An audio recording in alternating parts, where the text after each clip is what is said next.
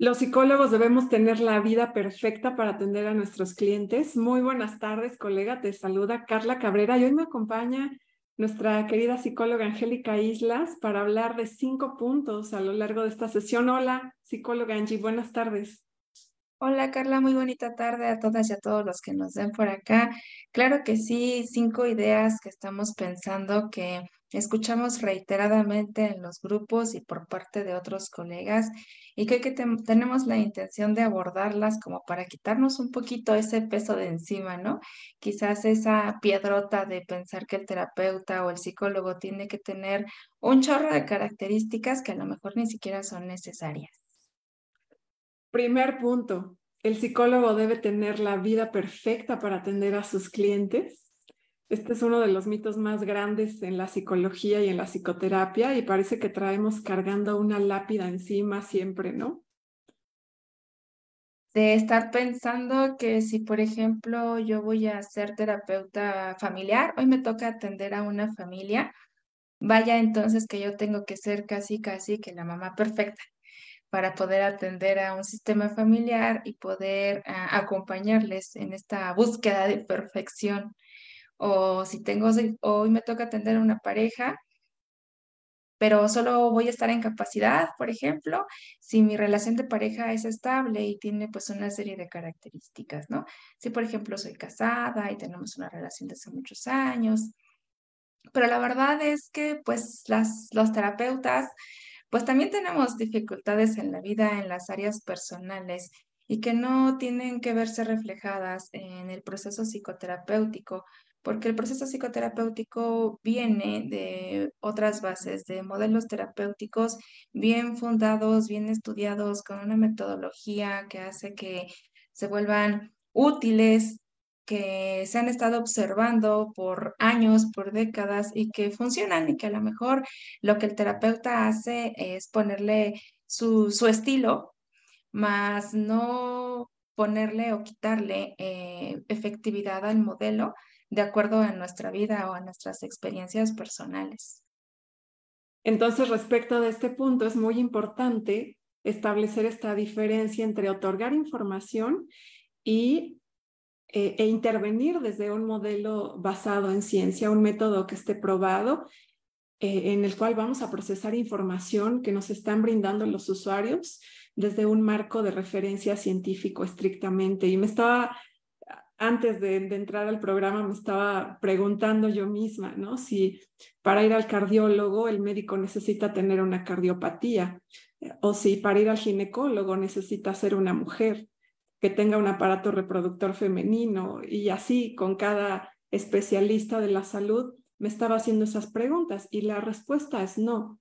No necesitamos, porque no vamos a otorgar información, es decir, no vamos a dar un consejo, sino vamos a procesar información de acuerdo a nuestro modelo de intervención que previamente hemos entrenado y estudiado para poder resolver junto con nuestros clientes la situación que les aqueja. Claro que sí, y creo que incluso ese panorama es mucho más sencillo, ¿a poco no, Carla? El de poder partir de ese marco de referencia que nos permite organizar la información, saber qué información priorizar, qué información podemos dejar en segundo, tercer, último lugar, en lugar de partir de nuestras propias experiencias y de la forma en la que nosotros nos hemos estado construyendo las realidades. Eso ya parte, pues, pienso que se pone mucho más complicado y vuelve incluso al terapeuta, pues el responsable absoluto de los resultados y las decisiones de los usuarios. Eso ya es otra cosa, eso no es psicoterapia. Y otro punto importante, querida Angie, es que las personas no vienen a buscar la vida del psicólogo aparentemente ideal. Ellos vienen a buscar sus propias vidas, vienen a buscar sus propias respuestas y bajo ninguna circunstancia aspiran a tener la vida que tiene el psicólogo, ¿no? Claro que sí, es una idea, yo me acuerdo que cuando estaba yo en la universidad, Carla, tenía yo un maestro que nos decía que, digo, aunque mucho de real tiene esta idea que tenemos que cuidar nuestra imagen y nuestro prestigio, pues le había como un contenido que ya no tenía tanto sentido. Él decía que debíamos demostrarnos frente a la sociedad como seres casi perfectos. Y yo decía, ay, qué angustia, me equivoqué de profesión, porque yo no soy perfecta. Esta pregunta también me hizo pensar en el código ético del psicólogo y ahí hay un apartado muy claro que dice que cuando el psicólogo sienta que sus problemas personales están mermando su capacidad de intervenir con sus clientes, entonces va a actuar prematuramente frente a esos problemas. Lo que sí es entonces muy recomendable es que el psicólogo o la psicóloga tenga un radar personal de hasta qué punto puedo tener conflictos en mi vida cotidiana, pero sin interferir en mi vida profesional y hasta qué punto ya mis problemas personales están interfiriendo en mi vida profesional. Creo que ese radar puede ayudar mucho a definir nuestros límites también como seres humanos y como terapeutas. Claro que sí. Eso nos lleva a lo mejor, Car, al segundo punto, ¿cierto? A esta duda de si el terapeuta debe haber vivido eventos o situaciones parecidas a las de los usuarios para poder entenderlos. Y también es una idea, esta número 2, que nos causa bastante ruido, como en este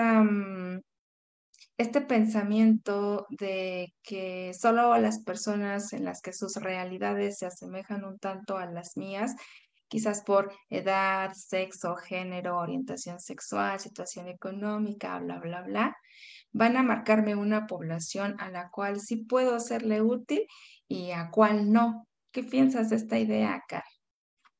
Ese es otro mito enorme, pero la realidad es que hay infinidad de experiencias humanas, ¿no? Infinidad de experiencias, así como seres humanos en el mundo existimos. En ese sentido, pues compartimos un hilo conductor que es la humanidad. O sea, podemos entendernos porque somos seres humanos, podemos entender el dolor de otro ser humano, ese sería el hilo conductor, pero la realidad que yo construyo como ser humano es diferente a la que tú construyes, Angie, a la que construye el cliente que tengo enfrente de mí, a la que construye el vecino, etcétera. Entonces, desde el constructivismo radical, vamos a poner mucho énfasis cuando estamos en la sesión psicológica en cómo la persona, mi cliente, ha construido sus experiencias, cómo las está interpretando, por qué son tan significativas para este cliente la experiencia que nos relata. Y para eso, pues entrenamos nuestros oídos y dejamos a un lado y fuera del consultorio mi experiencia personal. Se queda en otro contexto, en otro cuarto, déjenme llamarle así. Muy bien, porque lo que hace la conversación terapéutica en este sentido es generar una conversación acerca de aquellos significados que las personas han estado atribuyendo a aquellas situaciones que a lo mejor el terapeuta no entiende, ¿no? Por ejemplo, a lo mejor estás acompañando a un usuario que está teniendo una transición de sexo y no es necesario que tú hayas tenido esa experiencia. Vas a acercarte a su realidad por medio, por ejemplo, de preguntas deconstructivas para poder conocer ese significado y poder acercarte medianamente a esa realidad sin que mis experiencias previas tengan que jugar, pues un papel importante, ¿no? Por allá tenemos una preguntita en la escala de evaluación que es muy valiosa para nosotros acerca de, pues, este cuestionario de cómo los usuarios vivieron las sesiones con nosotros. Y una de las preguntas es si se sintieron escuchados, validados, entendidos por nosotros. Y creo que vale más hacer preguntas para acercarnos a sus realidades que pretender que las de ellos y las de nosotros son las mismas. Corremos incluso el riesgo de estarnos equivocando y de que ya no nos sientan como un terapeuta que respeta o que les está entendiendo. Y si nosotros fuéramos por el camino equivocado, entonces lo que haríamos es querer cambiar la experiencia del individuo que nos está relatando una historia y asignarle la nuestra, como si fuésemos un tipo de juzgado, de jurado calificador de las experiencias humanas. Esa es una forma increíble de romper el pacto que hay entre terapeuta y cliente, yo pensaría, Angie. Muy bien. Se me ocurre, Car, que cuando escuchamos el discurso de un usuario acerca de que esas experiencias que están viviendo a lo mejor le están lastimando o la forma en la que las construyen no le están siendo útiles, tenemos la finalidad de generar procesos reflexivos, como ir encontrando otras formas de que experimenten estas realidades. Pero son intervenciones que ofrecemos con el mismo lenguaje del usuario, como desde esta idea muy bien planteada de que no a fuerzas va a ser lo que nosotras estemos pensando. Ofrecemos nuevas formas a partir de procesos reflexivos en lugar de pretender que nuestra realidad a fuerzas haga match con las de ellos. Sí. Por aquí veo en las redes sociales, Carla Ganso, voy a guardar tu comentario para el punto número 5, porque va muy apropiadamente. Punto número 3, los psicólogos debemos estar disponibles para nuestros clientes 24 horas, 7 días a la semana, al pendiente de nuestro teléfono, de ver qué está necesitando. ¿Qué opinas, Angie? Híjole, primero te voy a contestar como persona, ¿no? Como que qué cansado. Yo creo Sí, que cuando jugamos un rol de cuidador de 100% del tiempo, sin duda es cansado, ¿no? Que como se me viene a la idea el rol de la mamá, el papá que cuida a un bebé 24/7 y termina agotado, sin duda. Ahora, si eso lo ponemos al grado de una profesión o de un ejercicio profesional, creo que sin duda el sentimiento del terapeuta o la reacción va a ser igual, cansado, ¿no? Y luego he leído mucho esto de el síndrome de burnout en la psicoterapia y creo que está explicado alrededor de este mito de que el terapeuta debe ser esta red de apoyo más importante para el usuario, casi que estar pues siempre al pendiente de ellos. Y para empezar, por ahí hay una norma oficial que nos dice, espérate tantito, ¿no? Porque tus procedimientos tienen que estar, todo lo que tú hagas, siempre que estés ejerciendo psicoterapia, debe de estar evidenciado por una nota de evolución. ¿Qué pasa si yo le estoy contestando por WhatsApp, por llamadas telefónicas a las 2 de la mañana al usuario? Ya estamos rompiendo con esa norma oficial. Ahorita me sí. quedé pensando, Car, en una de las chicas del diplomado que nos compartía un caso de una chica que le hablaba y le decía, necesito que me escuches ahorita. Era su usuaria, ya tenía un expediente. Y le dijo, necesito que me escuches ahorita porque estoy pensando en cortarme las venas. Y les digo aquí a las chavas, bueno, aquí, pues, como que qué tipo de acción tenemos que tener, ¿no? Porque ahí conocemos la norma oficial 025 acerca de las urgencias psiquiátricas. Vale explorar un poquito más si es una situación de riesgo y atenderla desde otro ámbito, por ejemplo, un médico especialista, que estar contestando mensajes o llamadas a las 2 de la mañana. Entonces aquí vale mucho la pena en el consentimiento bajo información aclarar que las sesiones duran 60 o 90 minutos en el consultorio virtual o físico y que todas las intervenciones que realizamos como terapeutas deben ir a la nota, más el examen mental que lo hacemos observando en el momento presente de la sesión. Cuando nuestros clientes quieren sesiones o un tipo de consejo fuera del consultorio, entonces hay que volverlos a recordar que nuestro pacto terapéutico de confidencialidad, de atención, es mientras estamos en el consultorio. Y bueno, en ese sentido, pues también cuidamos del usuario porque lo queremos volver competente para la vida. No queremos que a cada paso o a cada decisión necesite la opinión del terapeuta. Queremos que ellos regresen a la funcionalidad y en ese sentido evaluamos la efectividad de la terapia en el lapso de tiempo que no nos vemos. Si la terapia ha resultado efectiva, entonces pues vamos a ir postergando las sesiones hasta que por sí mismos digan, mi problema ha sido resuelto. Los cambios deben ser verificados también por el terapeuta en el mismo instante que están frente a mí en el consultorio, con técnicas de escenificación, por ejemplo, con el lenguaje, el discurso que nuestro cliente nos da, pero bajo ninguna circunstancia debemos estar pegados al teléfono como expectantes respecto de lo que estén necesitando nuestros usuarios. Tenemos también derecho al descanso, a una vida privada, estar con nuestra familia, a retomar fuerzas pues en nuestras vidas personales. Ahorita me hiciste pensar, Carla, bueno, como generarme dos dudas. Una, como, ¿qué hace al usuario llamar o mandar un mensaje fuera de la consulta al terapeuta, como en esta necesidad de una atención? Y dos, que creo que es la más reflexiva, ¿qué hace al terapeuta pensar que es un buen ejercicio contestar aquellas llamadas o aquellos mensajes? Y creo que tiene que ver con precisamente esa palabra que tú mencionas de la efectividad. Si tengo una sesión que no fue efectiva, es muy probable que mi usuario siga sintiendo que algo faltó y que me esté llamando, mandando mensajes al rato. Y si yo siento que no fui lo suficientemente efectiva, pues quizás queda en mí esa cosquillita de quererle contestar y de quererle ayudar, aunque sean las 2 de la mañana, ¿no?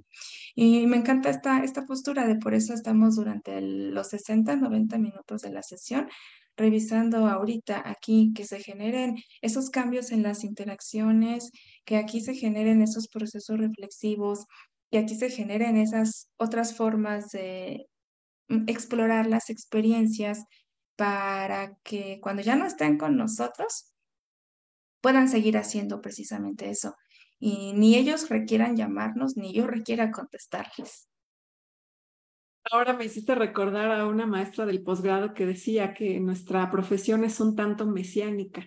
Y yo creo que esa también es una etapa por la que atravesamos los psicólogos cuando egresamos, donde tenemos mucho ímpetu, donde eh, queremos casi salvar al mundo, ¿no? Con nuestra profesión, pero cuando pasa el tiempo y te llega un poco la madurez de terapeuta, cuando te meten en una agenda pública 8 pacientes al día, terminas cansadísimo, lo único que quieres es retomar, recargar fuerzas para atender al día siguiente otra vez a los próximos clientes. Entonces, bueno, pues mucho ojo con ese desgaste.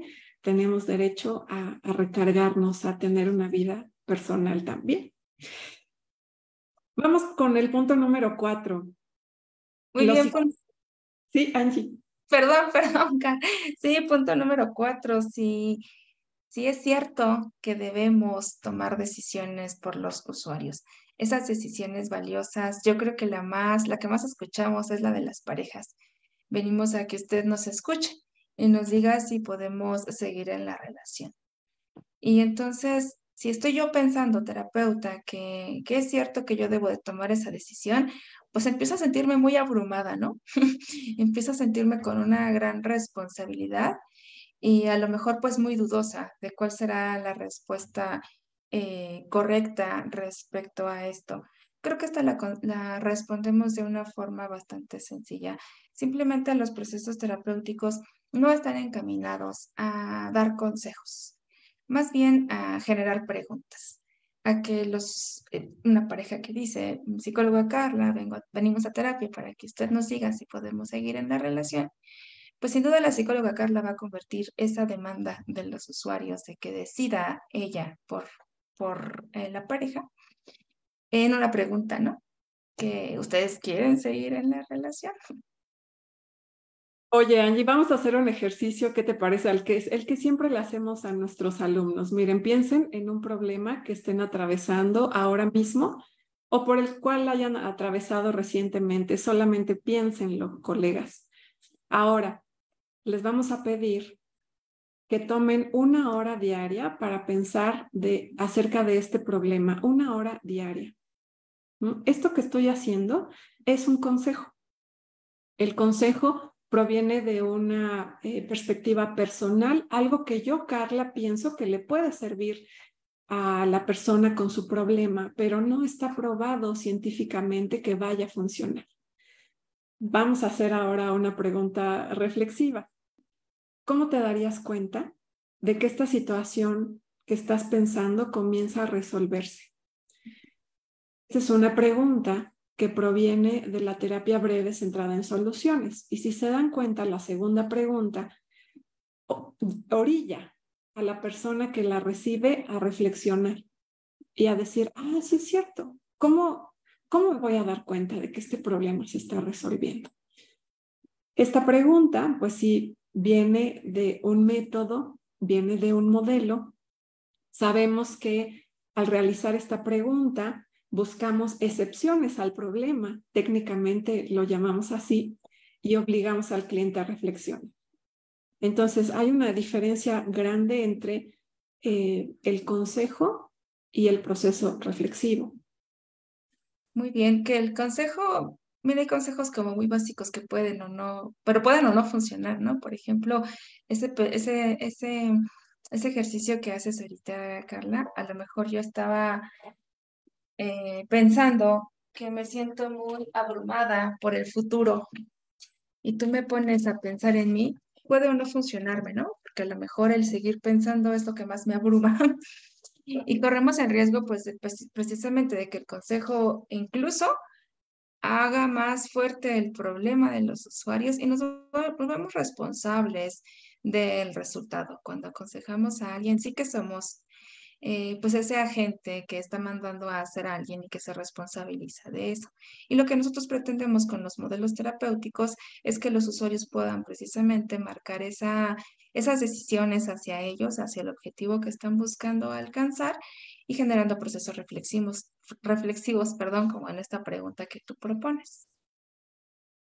Ahora me recordé sobre una de las recomendaciones que también da el Código Ético del Psicólogo respecto de que solamente podemos hacer intervenciones para las que hayamos sido entrenados y supervisados. Entonces, si yo te digo, toma 1 hora de tu tiempo al día para pensar en tu problema, pues a lo mejor no es una intervención para la que me haya preparado ni que me hayan supervisado. Entonces, mucho ojo con las intervenciones que pueden provocar deterioro o agravar el problema, como tú lo mencionas, Angie. Claro que sí. Y pasamos al quinto punto que nos dice el punto número 5, que tenemos prohibido sentir cosas por los usuarios. Esta me parece muy particularmente interesante porque, por ejemplo, yo como persona soy alguien muy sensible.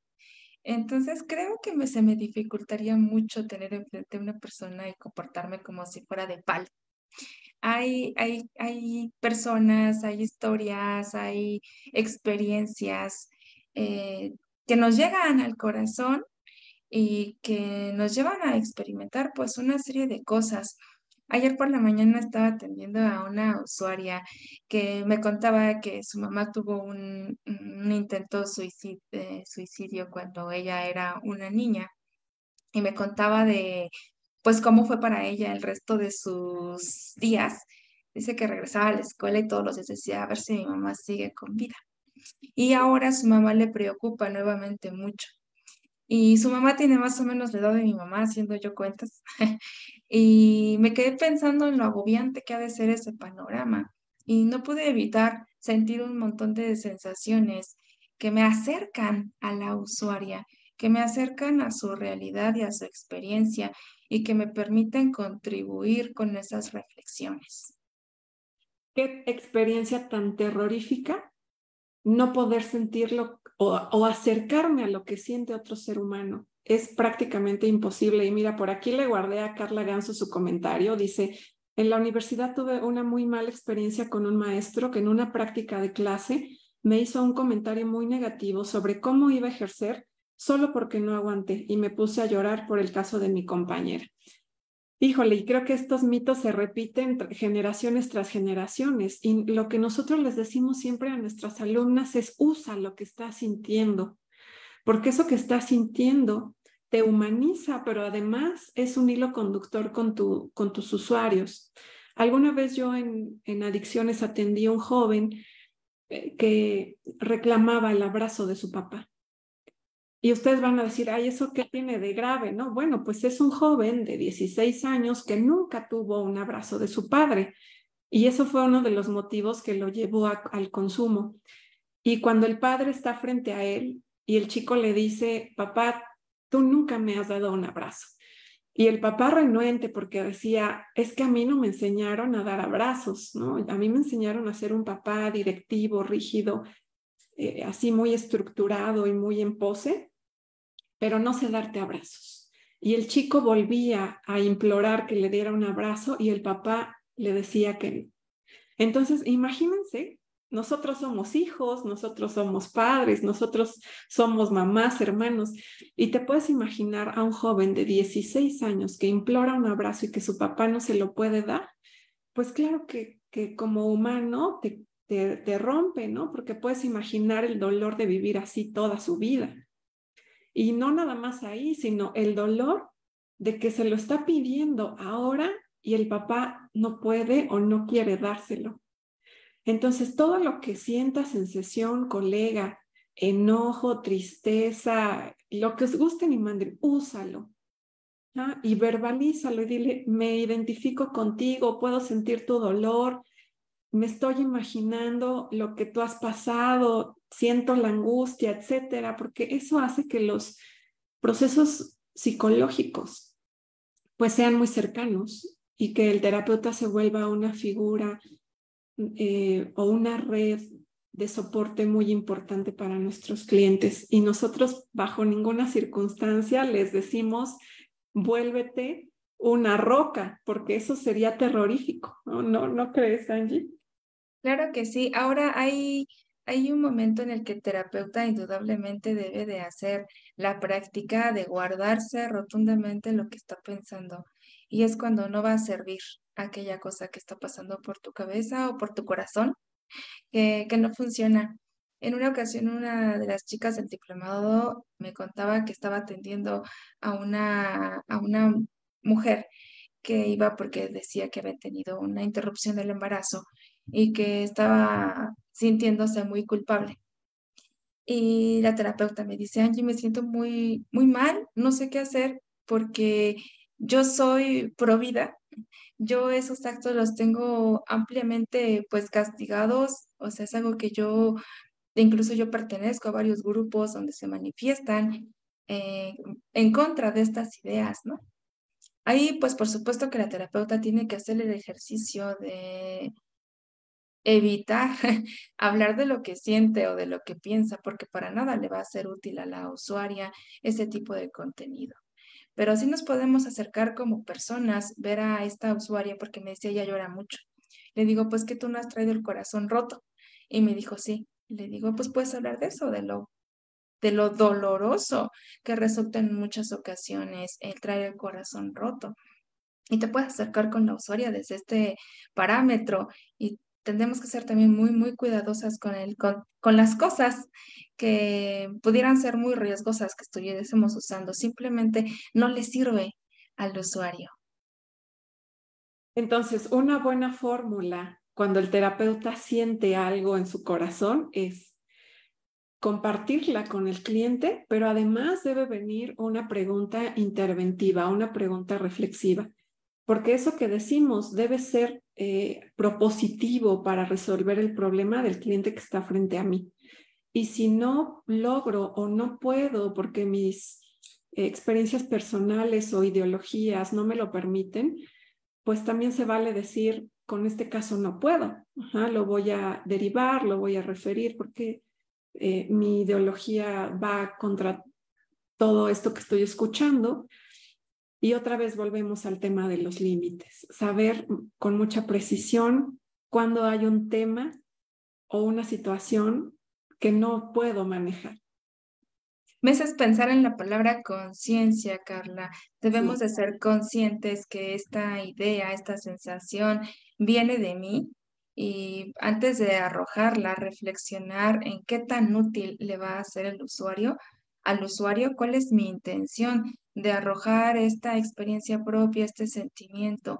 Y si le es útil y si le viene bien, pues puedo arrojarla por medio de una pregunta reflexiva en lugar de una imposición. Justo leíste a mi mente eso de las palabras que imponen. en una clase estábamos hablando respecto de qué pasa con un usuario que trae indicios de psicosis y nuestros alumnos preguntaban, ¿es correcto decirle a la persona que porta el trastorno psicótico que está teniendo delirios, que lo que ve o lo que escucha no es o no?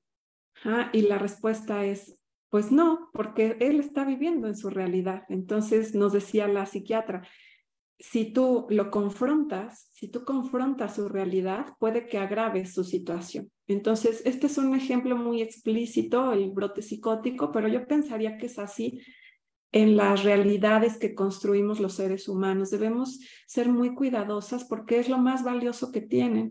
Entonces, tendremos que acceder a ellas de una forma muy sensible, preparándonos en la escucha, en los procesos reflexivos, en métodos científicos, el que ustedes quieran, pero que sea basado en ciencia, para que no ocasionemos más daños. Bueno, pues Angie, no sé si tengas alguna otra cosa que comentarnos respecto de estos 5 puntos. Nada más me quedé pensando en Carla, que yo la conozco en los grupos y que seguramente esa idea que escuchó de su profe se la pasó por donde quiso porque ha estado haciendo un trabajo muy bonito, como pues sabiendo que eso no es cierto, que sí tenemos chance de sentir, de experimentar junto con ellos, incluso nos vuelve más cercanas a las experiencias de los usuarios. No, Carla, nada más que agregar. Muchísimas gracias por invitarme, Carla. Mira, pues este comentario entonces va para los docentes de Carla Ganso. Dice, lo bueno es encontrar maestras y maestros con ideas muy enfocadas y sólidas como ustedes, guiarnos de manera respetuosa y responsable.